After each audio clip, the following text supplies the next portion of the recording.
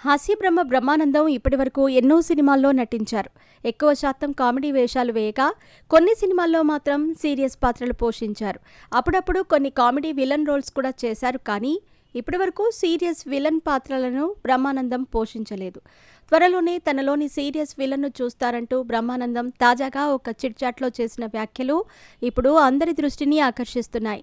Star కమేడియన్ను serious విలన్గా జనాలు accept చేస్తారా అనే చర్చ ఇప్పుడు నడుస్తోంది. బిజీగా గడుపుతున్న లైఫ్ లో చిన్న బ్రేక్ తీసుకుని ఎంజాయ్ చేయాలి అనుకుంటున్నారా? అయితే వెంటనే ఆర్వే వెకేషన్స్ ప్రైవేట్ లిమిటెడ్ ని సంప్రదించండి. మరిన్ని డీటెయిల్స్ కోసం సంప్రదించండి 7997979960.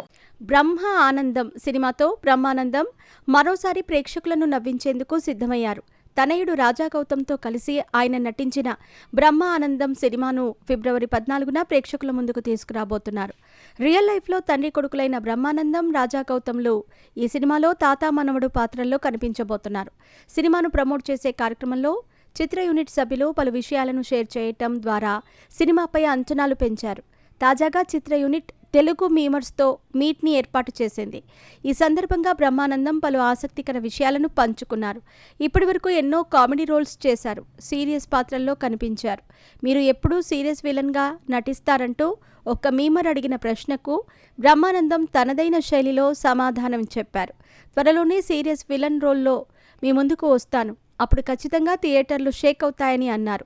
బ్రహ్మానందం నుంచి ఖచ్చితంగా సీరియస్ విలన్ రోల్ను ఎవరూ ఆశించటం లేదు.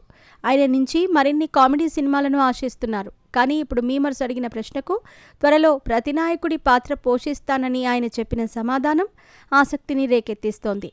నిజంగానే విలన్ రోల్ చేయాలనే ఆసక్తితోనే బ్రహ్మానందం ఆ మాట అన్నారా, లేదంటే సరదాగా మీమర్స్ అడిగిన ప్రశ్నకు అంతే సరదాగా బ్రహ్మానందం సమాధానం చెప్పారా అని అభిమానులు ఆలోచిస్తున్నారు. రంగ మార్తాండ సినిమాలో సీరియస్ రోల్లో కనిపించిన బ్రహ్మానందం రాబోయే రోజుల్లో నెగటివ్ క్యారెక్టర్ చేసినా ఆశ్చర్యపోవాల్సిన అవసరం లేదని మరికొందరు అంటున్నారు. ఏది ఏమైనా ఆయన ఎక్కువ గ్యాప్ తీసుకోకుండా వీలైనన్ని సినిమాలతో అలరించాలని కోరుకుంటున్నారు.